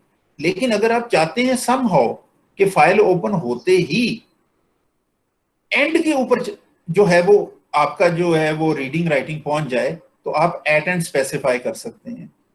इससे होगा ये कि आपकी फाइल जो है जब ओपन होगी, आइदर वो इनपुट मोड में हो या आउटपुट मोड में हो, वो एंड पे उसकी प्रोसेसिंग होनी है। जो भी आप रीडिंग या राइटिंग करेंगे वो एंड ऑफ द फाइल से होगी। Now question is very obvious here कि फाइल के एंड से रीडिंग कैसे हो सकती है, तो द आंसर इज कि फिर रीडिंग नहीं होगी, एंड ऑफ फाइल ट्रू हो जाएगा। राइटिंग तो एट द एंड हो सकती है, लेकिन उस राइटिंग के लिए आप ट्रंकेट अपेंड मोड भी यूज कर सकते हैं। तो ATE मोड बहरहाल इसलिए है कि जब भी आप एक फाइल ओपन करें उस फाइल को आप एंड पर मैनिपुलेशन करना चाहें। इसकी जो लॉजिक है वो यही है कि समटाइम्स ऐसा होता है कि हमें पता होता है बीइंग अ प्रोग्रामर कि हमने फाइल को एंड से प्रोसेस करना है, तो हम एंड से प्रोसेस करने के लिए फाइल को ओपन करते ही एंड पे हैं। जब बड़ी बड़ी लार्ज फाइल्स को हम ओपन करते हैं और वो बिगिनिंग ऑफ फाइल से उनकी प्रोसेसिंग शुरू होती है तो एंड तक पहुंचना जो है वो थोड़ा सा टाइम कंज्यूमिंग होता है, उसमें चंद CPU साइकिल्स यूज होते हैं। लेकिन अगर हम ओपन करते ही उसका मोड एट एंड रखते हैं तो वो चंद सेकंड्स जो हैं वो बचाए जा सकते हैं। This is one use of ATE। Otherwise ATE use mode हम तब यूज करेंगे जब हमने फाइल को एंड से प्रोसेस करना है। बहरहाल एंड ऑफ फाइल के बाद प्रोसेसिंग नहीं होती, ये चीज हमें वेल क्लियर स्टेज पे होनी चाहिए। यहाँ लास्ट मोड जो है वो है binary. Binary mode is opposite to the text mode. Text mode में फाइलें जो है वो आमतौर पर रीड ओनली होती हैं, और अगर हम बाइनरी मोड स्पेसिफाई ना करें तो डिफॉल्ट मोड टेक्स्ट होता है। सो बाइनरी मोड में ओपन करने के लिए फाइल को हमें ios::binary स्पेसिफाई करना होगा। अच्छा जी, अब ये स्पेसिफिकेशन है कैसे, मैं उसकी एक छोटी सी एग्जांपल दे के वापस आता हूँ और आगे बढ़ते हैं हम। ठीक है, आपने अगर एक फाइल को ओपन करना है तो आपने नेचुरली एक वेरिएबल बनाना है और जैसा कि मैं अब बता रहा हूं कि आपने वेरिएबल बनाना है एफ स्ट्रीम टाइप का से एफ, और इसके बाद आपने एफ डॉट ओपन लिखना है। ओपन में आपने पहले तो फाइल का नाम बताना है, उसके नाम बताने का वही तरीका है जो हमने ऑलरेडी पढ़ा हुआ है। यहां पर आपने फाइल नेम बताना है। जब वंस आप फाइल नेम बता देंगे तो कॉमा लगा के एज अ सेकंड पैरामीटर आप मोड बताएंगे। आप यहां पे लिखेंगे iOS : APP, तो आपकी फाइल अपेंड मोड में ओपन हो जाएगी। अगर आप यहां पर लिखेंगे iOS इस जगह पर iOS : OUT और एक वर्टिकल बार लगा के iOS : बाइनरी, तो आप दो मोड इकट्ठे भी स्पेसिफाई कर सकते हैं और इवन आप मल्टीपल मोड्स इकट्ठे स्पेसिफाई कर सकते हैं। उस केस में आपको बीच में ये कैरेक्टर लगाना होगा। अब जब आप मोड स्पेसिफाई यूं करेंगे तो फाइल आउटपुट मोड में ओपन होगी और as a binary file open होगी। ये जितने भी मोड्स अभी तक हमने स्टडी किए हैं, इनमें से आप मल्टीपल मोड्स यूज कर सकते हैं एज अ कंबाइंड मोड। जैसा कि आप एक एग्जांपल अगर यहां पर देख रहे हैं तो इस एग्जांपल में क्लियरली ये मेंशन्ड है कि हम फाइल को 3 मोड स्पेसिफाई कर रहे हैं, इन भी, आउट भी है और एट भी। तो ये मैंने टाइपिंग के अंदर बस इस तरह लिख दिया, अदरवाइज इन और आउट मोड्स को इकट्ठे स्पेसिफाई करना तो कोई ऐसी मतलब विजडम वाली बात नहीं है। फाइल को एक वक्त में एक ही मोड में ओपन करना चाहिए, वो इनपुट हो या आउटपुट हो। अच्छा, एक बात जो कि मैंने पहले दोहराई थी वो मैं दोबारा दोहरा देता हूं कि जब आप एफ स्ट्रीम के साथ फाइल ओपन कर रहे हैं तो इन या आउट स्पेसिफाई करने का मतलब ये है कि जब फाइल ओपन होगी तो वो रीडिंग के लिए है या राइटिंग के लिए है। आप किसी भी स्टेज में उस फाइल में रीडिंग और राइटिंग दोनों काम कर सकते हैं, ठीक है। इस तरह से हमें आमतौर पर जो फाइल मिलती है, हम उस फाइल को ये कहते हैं कि उस फाइल को हम रैंडमली एक्सेस कर सकते हैं, ठीक है। Sequential access of the file, जो मैंने आज शुरू में आपको बताया है कि फाइल को आप शुरू से एक बिगिनिंग ऑफ फाइल से एंड ऑफ फाइल तक रीड करेंगे, लेकिन ऐसा मुमकिन है कि अगर फाइल को आप ओपन करें तो आप यहां के बाद जो नेक्स्ट प्रोसेस करें वो यहां कर लें, और उसके बाद जो नेक्स्ट प्रोसेस है वो यहां पर पहुंच के वापस यहां आके कर लें, फिर कुछ प्रोसेस यहां से यहां कर लें, and so on so fourth. तो फाइल को आप कहीं पर भी मैनिपुलेट कर सकते हैं। ऐसी सूरत में हम ये कहते हैं कि हम फाइल को रीड और राइट मोड में, रैंडम एक्सेस मोड में यूज कर रहे हैं। To use a file in random access mode, हम फाइल वेरिएबल के साथ कुछ इस तरह के फंक्शंस जो हैं वो यूज करते हैं, ठीक है। ये 2 फंक्शंस हैं, एक सीक पी कहलाता है और एक सीक जी कहलाता है। अगर यहां पर आप देखें तो ये सीक जी है और ये ऊपर देखें तो ये सीक पी है। और सीक के जो फंक्शंस हैं इनके 2 पैरामीटर्स हैं। पहला पैरामीटर एक इंटीजर है, लॉन्ग इंटीजर, और दूसरा पैरामीटर वो इन 3 ऑप्शंस में से कोई एक मुमकिन है। iOS : BEG, iOS : END and iOS : CUR, beginning and current. ये 3 ऑप्शंस हमारे पास अवेलेबल हैं। सीक फंक्शन P जो है वो पुट पॉइंटर के साथ एसोसिएटेड होता है। ये राइट मोड को उस बाइट पे सेट कर देता है कि नेक्स्ट राइटिंग जो है वो कहां से होनी है, और सीक जी जो है ये गेट के साथ एसोसिएटेड होता है।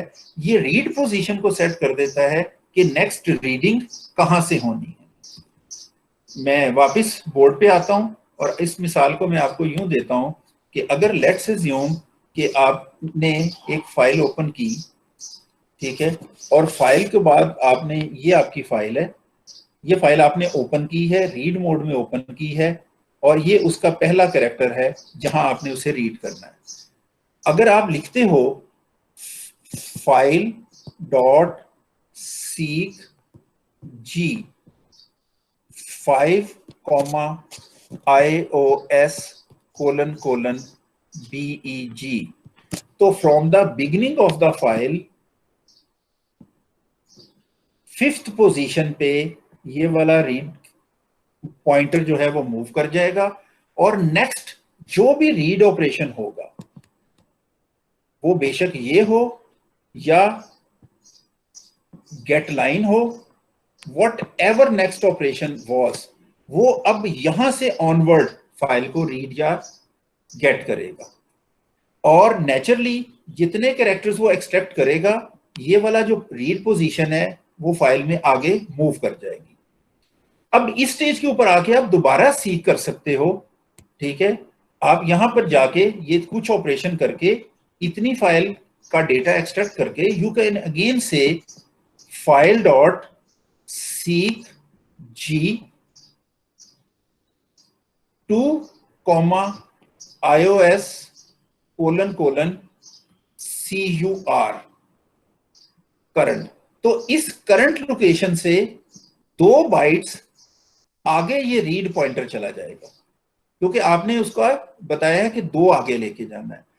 इवन आप यहां कह सकते हैं -2। तो -2 के केस में ये जो रीड पॉइंटर है ये वाला, ये 2 लोकेशंस पीछे आके सेट हो जाएगा। तो सीक से आपने पोजीशन सेट करनी होती है कि आप फाइल को कहां से रीड या राइट करना चाह रहे हैं। ये बाइट नंबर होता है, क्योंकि फाइल एक सीक्वेंस ऑफ बाइट होती है। आप जो भी आपने फाइल ओपन की है, आप उसके साथ सीक यूज कर सकते हैं। जी जब भी आप यूज करेंगे वो रीडिंग पोजीशन को सेट करेगा, इतने बाइट्स मूव करेगा फ्रॉम दिस पोजीशन। अगर आप कहोगे एंड से, तो वो एंड से पीछे रीड पोजीशन सेट कर देगा। iOS : एंड आपको लिखना होगा एज अ सेकंड पैरामीटर। अगर आप करंट पोजीशन है, आपने फाइल को रीड करते करते करते यहां तक पहुंच गए हैं और यहां से आपको दोबारा समहाउ पीछे जाके रीड करनी है और आपने 10 लोकेशंस पीछे जाके रीड करना है, तो आप सीक जी में -10 लिख दें, कॉमा डाल के iOS : कर लिख दें कि करंट पोजीशन से 10 कैरेक्टर्स पीछे आ जाओ, ठीक है। तो इस तरह से सीक जी गेट पोजीशन सेट करता है, रीड पोजीशन सेट करता है, seek P right position set करता है, पुट पोजीशन को सेट करता है, और आप फाइल को जिस मोड में मर्जी ओपन किया हो आपने एफ स्ट्रीम में, आप पी और सीक जी उसके साथ इस्तेमाल कर सकते हैं। इसी तरह 2 फंक्शंस उस स्लाइड में मौजूद नहीं है, वो हैं टेल फंक्शंस, ठीक है, कि आप फाइल वेरिएबल के साथ .tell टेल जी और सिमिलरली टेल पी यूज कर सकते हैं। ये इस टिपिकल फाइल में जहां पर भी रीड पोजीशन होगी वो as a long data type आपको रिटर्न कर देगा।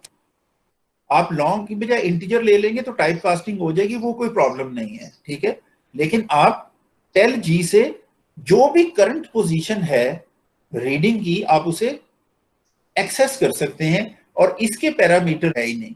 सो टेल जी और टेल पी ये दोनों आपको करंट लोकेशन बता सकते हैं कि आप रीडिंग करके कहां पहुंच गए हैं, ठीक है, या राइटिंग करके आप कहां पहुंच गए हैं। तो इस तरह से हम एक फाइल जो है उसको क्या कर सकते हैं, रैंडमली प्रोसेस कर सकते हैं। देखें इसकी जरूरत क्यों है। आप यूं समझिए कि आपने एक फाइल बनाई हुई है, उस फाइल में आपने कोई मॉडिफिकेशन करनी है, आपने उस फाइल में कोई चेंज करनी है, डेटा को आपने मॉडिफाई करना है। तो जब आप डेटा को फाइल में मॉडिफाई करना चाह रहे हैं तो उसके 2 तरीके हैं। एक तरीका वो जो इस स्लाइड के ऊपर आपने देखा है, ठीक है, कि दोनों फाइलें आप 2 डिफरेंट फाइलें आप ओपन कर लें। एक फाइल रीड मोड में ओपन कर लें, दूसरी फाइल राइट मोड में ओपन कर लें। फाइल को सीक्वेंशियली रीड करें, मॉडिफाई करते हुए दूसरी फाइल में लिखते जाए। आपकी मॉडिफाइड फाइल आपके पास बन जाएगी। मगर अभी एक सिनेरियो में अब मैं आपको ये कहता हूं कि आपने असल फाइल में ही चेंजेस करनी है, आपने नई फाइल क्रिएट ही नहीं करनी है, आपने एक फाइल ओपन करनी है और उसमें आपने डेटा को कुछ मॉडिफाई करना है, ठीक है। तो इन दैट सेंस फिर क्या होगा, फिर नेचुरली उस फाइल को आपको एफस्ट्रीम में ओपन करना पड़ेगा और उसी फाइल में आप रीडिंग भी कर रहे होंगे, राइटिंग भी कर रहे होंगे, आप सीक करेंगे, टेल से लोकेशन ढूंढेंगे, जहां पर आपने चेंज करनी है आप पढ़ते जाएंगे हर, ठीक है, एंड सो ऑन। वो लॉजिक हमें खुद सेट करना होगी। तो सीक्वेंशियल रीड राइट में एक फाइल में डेटा को मॉडिफाई करना पॉसिबल नहीं होता है, हम हमेशा फाइल को टोटली नए सिरे से बनाते हैं और उसमें मॉडिफाइड डेटा हम स्टोर कर देते हैं। रैंडम फाइल एक्सेस की मदद से हम ये कर सकते हैं कि हम उस फाइल में उतना ही डेटा जो है वो सेव करें, मॉडिफाई करें, एडिट करें जितना रिक्वायर्ड है, ज्यादा हम मॉडिफिकेशन ना करें। ये सिनेरियो हमें अक्सर यूज करना होता है प्रोग्राम्स के अंदर, ठीक है। हम यूजर से कहते हैं कि एंटर रोल नंबर, वो हमें रोल नंबर के मुताबिक डेटा शो कर देता है, हम उसमें जो मॉडिफिकेशंस करनी होती है वो मॉडिफिकेशन करके सेव का बटन प्रेस करते हैं। तो एज अ रिजल्ट पूरी फाइल को ओवरराइट करने की तो जरूरत नहीं है, जो रोल नंबर हमने एंटर किया है उस रोल नंबर का जो डेटा सामने डिस्प्ले हुआ है उसमें जो मॉडिफिकेशंस हुई हैं वो वाली मॉडिफिकेशंस फाइल में राइट होनी चाहिए, ना कि फाइल में सारा डेटा राइट हो जाए, सारे स्टूडेंट्स का डेटा नए सिरे से राइट हो रहा हो। फिर अगर एक ही फाइल में हमने डेटा प्रोसेस करना है तो हमें पहले पूरी फाइल रीड करके मेमोरी में ले जानी होगी, उसमें मेमोरी में चेंजेस करना होगी और मेमोरी में से चेंजेस करके वापस फाइल में राइट करनी होंगी। जबकि रैंडम फाइल एक्सेस हमें ये फैसिलिटी प्रोवाइड करता है कि हम फाइल में उस जगह को लोकेट कर लें, सीक कर लें जहां हमने राइटिंग करनी है और वहां पर हमने डेटा राइट कर दें। ठीक है जी स्टूडेंट्स, ये तो था कॉन्सेप्ट। अब इस कॉन्सेप्ट के साथ एक दो एसोसिएटेड चीजें हैं, उनको मैं जस्ट मुख्तसर इस दफा बयान करके अपना टॉपिक क्लोज करता हूं क्योंकि टाइम तो हो गया है। सर वो नेक्स्ट ये क्लास है, स्टार्ट हो गया। हाँ मैं इसलिए मैं बस 1 मिनट लूंगा। वो ये है कि अगर आप फाइल में रीडिंग कर रहे हैं तो सडनली आप फाइल में राइट करेंगे तो फाइल में डेटा करप्ट हो जाएगा। आप हमेशा फाइल जिस मोड में आप इस वक्त उसे प्रोसेस कर रहे हैं, या तो आप रीड मोड में प्रोसेस कर रहे होंगे या राइट मोड में प्रोसेस कर रहे होंगे, मोड स्विच करने से पहले सीक कर लें। ठीक है, आपको पोजीशन पता होनी चाहिए कि आपने नेक्स्ट मोड स्विच करके रीडिंग करनी है तो कहां पर रीडिंग करनी है, उस पोजीशन को आप सीक कर लें। इसी तरह अगर आप रीडिंग कर रहे हैं तो राइटिंग मोड में जाने से पहले सीक पी से उस लोकेशन को सीक कर लें जहां आपने राइट करना है। तो आप सडनली रीडिंग और राइटिंग प्रोसेस जो है उनको स्विच करेंगे तो फाइल के करप्ट होने के चांसेस हैं, बल्कि करप्ट फाइल ये एक्सपीरियंस में है। तो फाइल राइट के बीच में सीक जरूर होना चाहिए अगर आप मोड स्विच कर रहे हैं तो एक ये पॉइंट था। और दूसरा पॉइंट जो है वो ये है कि since file is a sequence of bytes, ठीक है, तो ये डिफरेंट बाइट्स हैं। आप अगर इस एरिया में डेटा मॉडिफाई करना चाह रहे हैं तो आप सीक की मदद से यहां तो पहुंच जाएंगे, लेकिन जो डेटा आप मॉडिफाई करेंगे वो इसी लेंथ का होना चाहिए। इस लेंथ से अगर आप छोटा डेटा यहां राइट करेंगे तो यहां पर गैप आ जाएगा, और अगर आप इस लेंथ से बड़ा डेटा यहां पर राइट करेंगे तो वो अगले एरिया को ओवरराइट कर देगा। ये दोनों जो सूरतें हैं कि गैप्स आ जाएं या एक्स्ट्रा डेटा ओवरराइट हो जाए, दिस इज नॉट डिजायरेबल। तो आपने हमेशा जो फाइल है उसको इस तरह मैनेज करना है कि ना तो फाइल्स में गैप आए ना ही एक्स्ट्रा ओवरराइटिंग हो, ताकि प्रॉब्लम्स ना आए। तो ये टॉपिक इंशाल्लाह हम नेक्स्ट टाइम जो है उसको लेके चलेंगे। फिल वक्त जिन स्टूडेंट्स ने अपनी प्रेजेंस मार्क नहीं की है वो अपनी प्रेजेंस मार्क कर दें, मेरे सेशन में से वो क्विट कर सकते हैं। अगर कोई स्टूडेंट एक आधे क्वेश्चन के लिए रुकना चाह रहा है तो वो रुक जाए। आज के लेक्चर के अंदर हमने सिर्फ इस एक स्लाइड के ऊपर थोड़ी सी डिस्कशन की है। इसका कुछ सिंपल सा कोड जो है वो आप अपने तौर पर इंटरनेट से सर्च करके, बुक से सर्च करके एग्जीक्यूट करके देख लें। इंशाल्लाह नेक्स्ट टाइम हम इसको इन डिटेल देखेंगे। अल्लाह हाफिज। मैंने एक आपको मेल की थी मेरी एब्सेंट 13 फेब की, तो तो बेटा मैं मैं ठीक कर प्रेजेंट दूंगा। थी। वो मैंने जितनी भी आपकी ईमेल्स आई हैं वो मैंने नोट कर ली हुई हैं। वो आपकी अटेंडेंस जो है वो अटेंडेंस में आप सबकी ठीक कर दूंगा। कुछ स्टूडेंट्स की Okay, तो sir. 5-5, 6-6 क्या कहते हैं एब्सेंट्स का प्रॉब्लम था। वो फॉर सम रीजन जो है वो मिस्टेक स्टूडेंट एंड पे भी थी और मैंने भी थोड़ी सी नेग्लिजेंस उस पे शो की है, तो वो सारी ठीक हो जाएंगी, डोंट वरी अबाउट इट। जिसने मुझे ईमेल कर दी है उसका डेटा मैं करेक्ट कर दूंगा इंशाल्लाह। वो टाइम लगेगा आपको रिफ्लेक्ट होने में, लेकिन don't worry about it. Okay sir. Sir question भी था आपसे सर, अनसाइंड चार एक्सप्लेन कर सकते हैं आप? आपने अपने कोड में यूज किया था, वो समझ नहीं आई उसका मतलब। बेटा अनसाइंड चार को मैंने इसलिए यूज किया था कि जो डेटा है उस फाइल में जिसको मुझे मैनिपुलेट करना है, वो उसकी जो रेंज है, डेटा की जो रेंज है वो 0 से लेके 255 है।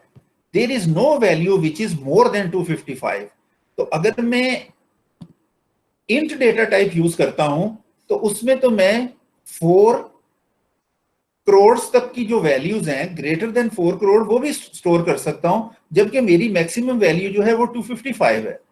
तो मैं इंट डेटा टाइप यूज करके हर वैल्यू के लिए 4 बाइट यूज करूं, इससे मेमोरी बहुत ज्यादा यूज होगी।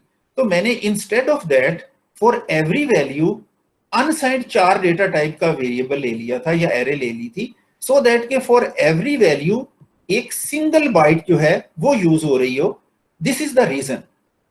तो फाइल में चूंकि इंटीजर्स पड़े हुए थे, तो फाइल में रीडिंग और राइटिंग के लिए मैं इंटीजर्स ही इस्तेमाल कर रहा हूं, या टाइपकास्ट के थ्रू या डायरेक्टली। लेकिन उस वैल्यू को जो मैंने फाइल से रीड की है उसको मैं जब एरे में स्टोर कर रहा हूं, तो एरे की डेटा टाइप जो है वो अनसाइंड 4 मैंने ले ली है, just to save memory, nothing else. कि हर वैल्यू के लिए मैं 4 बाइट्स यूज करूं एज इंटीजर, मैंने उसके लिए 1 बाइट यूज कर ली है एज अनसाइंड 4।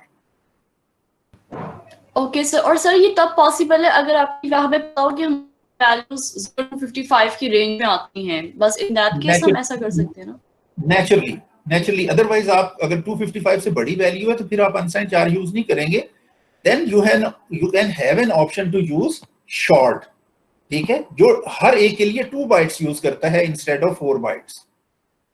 ये डिपेंड करता है अब आपके ऊपर कि चूंकि एरे बहुत बड़ी है, ठीक है, 90,000 या 2,70,000 की अगर आप एरे इस्तेमाल करेंगे तो this is a big array, और हर एक के लिए आप without any reason 4 bytes use करें, जबकि डेटा सिंगल बाइट में आ जाएगा। तो अक्लमंदी का तकाजा तो यही है कि हम मेमोरी सेव कर लें। अगर हमारी एरेज छोटी हो तो कैजुअल अटेम्प्ट जो है वो कैन वर्क, बट जब एरेज बहुत बड़ी हो जाएं तो फिर हमें मेमोरी का थोड़ा सा ध्यान रखना चाहिए। जी स्टूडेंट, और कोई क्वेश्चन? एंड सर आपसे क्वेश्चन कहनी थी सर, ये लिंक एरर्स जो होते हैं इनका क्या सॉल्यूशन है सर? ये आते हैं तो फिर खत्म नहीं होते, दोबारा प्रोजेक्ट स्टार्ट करना पड़ता है। ओके, आप ना उसका स्क्रीनशॉट मुझे भेज दो, आई विल गाइड यू। तो थोड़ी ही देर के बाद आपको अंडरस्टैंडिंग शुरू हो जाएगी। बेसिकली लिंक एरर्स जो हैं वो तभी आते हैं जब आपने एक फंक्शन जो आपने यूज किया है अपने कोड में उसको आपने अभी बनाया ना हो, आपने उसको डिफाइन ना किया हो, डिक्लेयर कर दिया हो लेकिन डिफाइन ना किया हो। इन दैट केस लिंक एरर्स आते हैं। तो अगर आप मुझे अपना code with screenshot of the error भेज दोगे तो आई विल गाइड यू, और वक्त के साथ साथ इंशाल्लाह आपको क्लियर हो जाएगा। मैं एक छोटा सा हिंट आपको इस वक्त दे देता हूं कि अगर आपने एक फंक्शन डिक्लेयर किया है int avg और उसके पैरामीटर हैं int और int, और उसके बाद आपने मेन फंक्शन में avg इस्तेमाल भी कर लिया है 2 3, तो ये इसके साथ मैप तो कर रहा है, लेकिन यहां पर ये फंक्शन सिर्फ और सिर्फ डिक्लेयर्ड है। डिफाइन नहीं है। डिफाइन आप इसको मेन के बाद नीचे आके, ठीक है, पूरा डिफाइन करते हो। अगर आपने इस फंक्शन को डिफाइन करते हुए फंक्शन का नाम तो एवीजी रख लिया, लेकिन पैरामीटर्स में कोई गलती से चेंज हो गई, वो डबल हो गए या कुछ और हो गए जो टाइप कास्ट भी नहीं हो सकते, then this function is only declared not defined. तो जब तक आप फंक्शन को डिफाइन नहीं कर लोगे तब तक लिंकर एरर्स आएंगे, अदरवाइज लिंकर एरर्स आते नहीं है। तो अगर आप अपने फंक्शंस को प्रॉपरली डिफाइन करो, जो आपने ऊपर डेक्लेरेशन की है, डेफिनेशन में भी आप exactly heading of the function वही रखो, तो कभी भी प्रॉब्लम्स नहीं आती हैं। तो दूसरा ये कि आप मुझे भेज देना, आई विल इंशाल्लाह रिप्लाई, तो आपको क्लियर होना शुरू हो जाएगी।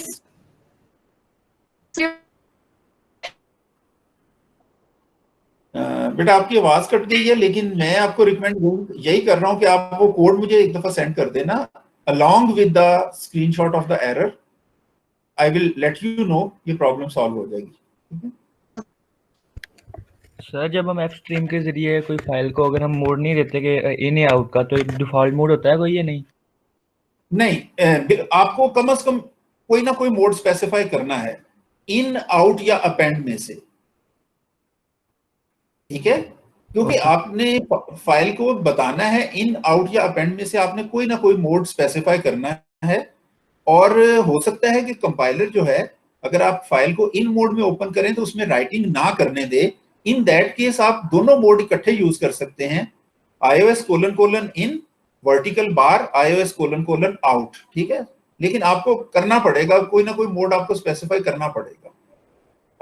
हो सकता है कि कोई कंपाइलर आपको परमिशन दे दे, लेकिन इट्स बेटर कि आप जिस मोड में आप फाइल को लेके जाना चाह रहे हैं वो आप उसका मोड स्पेसिफाई जरूर करें। कंपाइलर वेरिएशन बेटा बहुत ज्यादा होती हैं, तो बेहतर ये है कि हम एक्सप्लिसिट रहें, क्लियर रहें कोड के अंदर कि हम फाइल को किस तरह ओपन कर रहे हैं। और सर ये सीजी और सीपी के फंक्शन है, तो ज्यादा बेटर किस पे काम करते हैं, बाइनरी फाइल्स पे या टेक्स्ट फाइल्स पे? दोनों पे। इनका इससे कोई ताल्लुक नहीं है टेक्स्ट है या बाइनरी है। इन्होंने तो आपको उस बाइट नंबर पे ले जाना है फाइल की जो आप स्पेसिफाई करेंगे। सर मैंने ये यूज किया था टेक्स्ट फाइल में, तो एक बार मतलब मैंने पूरी फाइल रीड कर लिया और ये सीजी फंक्शन लगाया है, उसको स्टार्ट से दोबारा रीड करना शुरू किया है, तो उसने स्टार्ट से रीडिंग कर दिया, जो मैंने चाहिए था वो मिल गया। फिर दोबारा एंड पे पहुंच गया, फिर मैंने स्टार्ट से रीड करने के लिए सीजी लगाया, तो तीसरी दफा उसने रीड नहीं किया उसको स्टार्ट से। नहीं, ये नहीं होना चाहिए, उसको हर दफा करना चाहिए।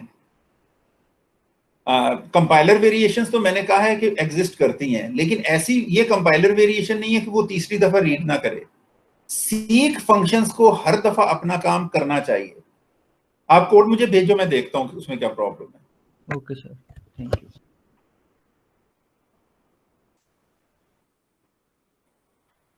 ठीक है स्टूडेंट्स, फिर आप दूसरा क्लास अपना अटेंड करें, ठीक है? मैं कंक्लूड करता हूं मीटिंग को, क्लास को। परसों तक के लिए अल्लाह हाफिज। कल लैब में इंशाल्लाह मुलाकात होगी मीनवाइल।